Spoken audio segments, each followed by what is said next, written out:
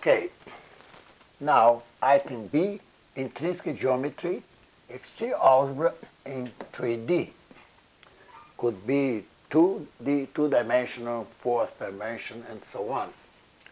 Now B, part 2, manifold, push forward and pull back. B, part 2, lecture 8B, components, push forward and pull back. Please, for me, the comments are quite important. It's a motivation for me.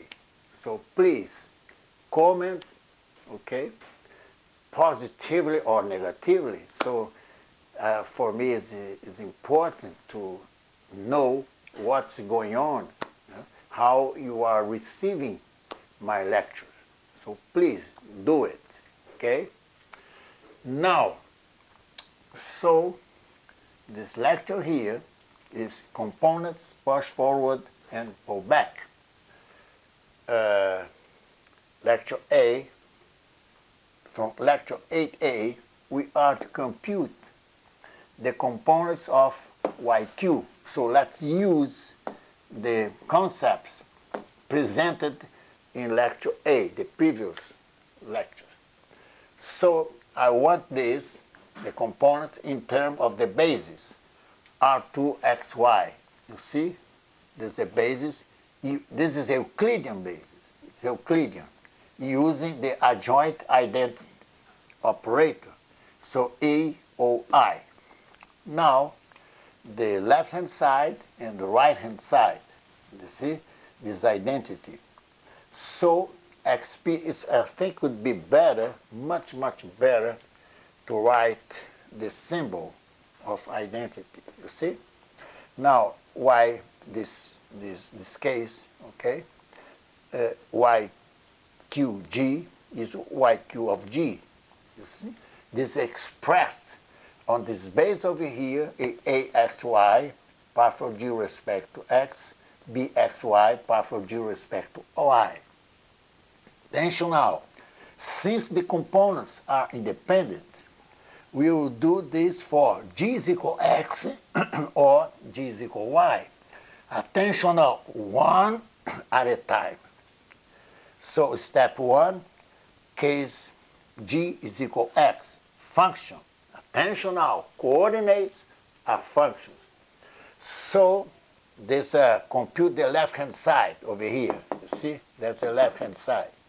So XP applied to this pullback, I'm bringing from the manifold R2 of R theta to the, in this case, okay, to the manifold, you see, I'm bringing from here R2XY to R2 of the theta, just writing this over here, you see?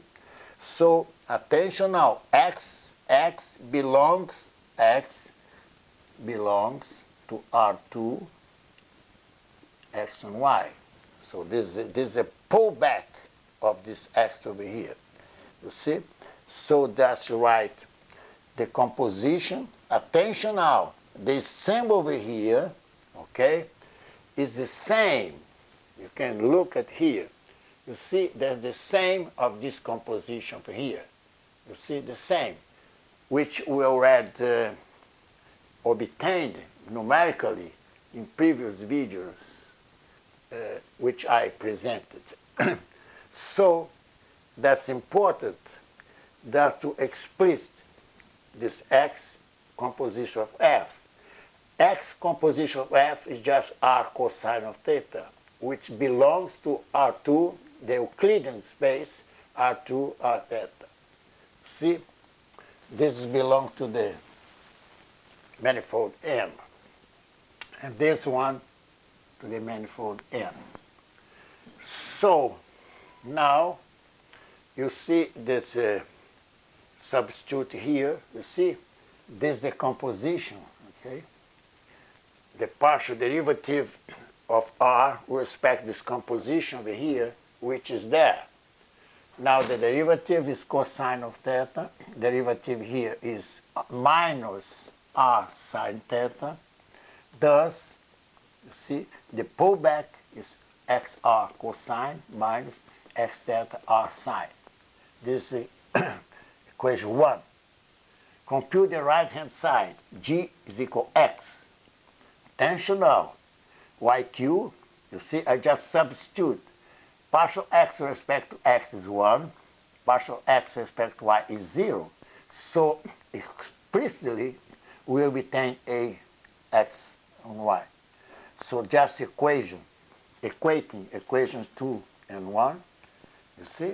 Then I can write ax of y is just ax r cosine, x theta r sine, belongs now to the Euclidean space R2, R theta. Now, case 2, since the components are independent, you see this one at a time, okay, as I pointed out over here, you see? Now, since g is equal to y, I will do the same. It's analogous what I did. Compute the left-hand side. You see that this is a pullback, that's a composition, okay? This is x of theta, this is the composition. But this composition now is r sine, this, which belongs to this manifold here. Now, the composition here, the derivative of sine, derivative of theta is r cosine. You see? Just easy. So I can substitute to obtain my tangent vector, okay? Tangent vector, attention, belongs to R2, R theta. You see? That's equation 3. Now compute the right-hand side, attention now, using the operator, adjoint operator identity. You see? So now I'm the right-hand side, okay? So YQY, again, the same, is analogous. Now, partial y respect to x is 0, since they are independent. Bx, partial of y respect to y is 1. So, explicitly, I have equation 4. Equation 4, equation 3. Equating, equation 4 and 3 yields b of x and y is sine xr, okay. Now, final expression. See, this IQ, that I want ax and y and bxy. Now I substitute over here, you see this is red mark here, and this is the blue mark over there, just copy from there. Step 4, express a and b in terms of x and y. It's clear, it's easy, because x is r cosine, y is r sine. Let us express cosine, sine, and r in terms of x and y. Just the algebra, okay? R square root, x squared by y squared, cosine s of r, sine is y over r. Substituting a and b from here, so you obtain xr, x divided by r, x theta, y. The same for b, you see? Now, the final result, okay, is this case, you have the a plus b. So, a plus b, okay, you just obtain the sum, okay, from the what I did over here plus what I did over here, okay? We did separately, okay? Now we are joined, okay, all together. So this is a partial x, this is partial y, with the basis belongs to R2, x and y. Now this is my ax and y, and this is my bx and y. And I joined, this I separated, okay, x and y. And here I'm joining, that's it. Now it's important here to see numerical example in the next lecture, 8C.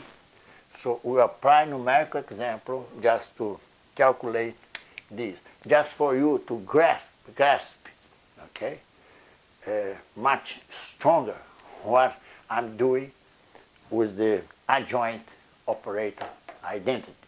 Okay? Please, please comment. For me, it's very important. It's a motivation for me. Okay? So do it, please.